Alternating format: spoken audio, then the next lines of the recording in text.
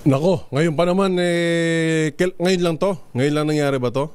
Ngayon pa naman araw ng Pasko, pero isa hong vendor diyan sa may Baseco compound ang binaril. Alamin natin na detalye mula kay RH29 Boy Gonzales. Boy.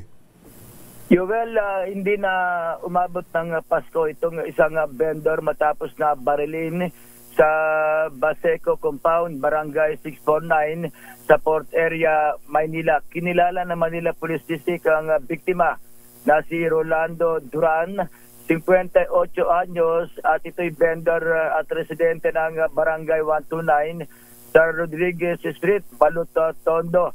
Hindi pa kilala ang suspect na bumaril sa naturang vendor. Ayon sa MPD, nangyari ang pamaril alas 6:30 kagabi sa Block 5 Habitat Row 1 sa Baseco Compound. Sa inisyal na investigasyon ng mga otoridad, habang ang biktima ay nakaupo sa harap ng kanyang tindahan sa pinaka-sidewalk nang lumapit ang hindi pa nakilalang suspect na nakasuot ng kulay itim na bulkap, naka-itim na jacket, white short na pantalo at black sack, at agad na lumapit at binaril itong naturang biktima. Agad na dinala sa Gat Andres Bonifacio Memorial Medical Center ang biktima, pero idineklara ng mga doktor na dead on arrival.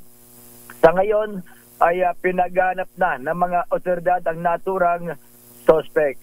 Ito si Boy Gonzales para sa DZRH, una sa Pilipinas, una sa Pilipino. Maraming salamat, Boy Gonzales.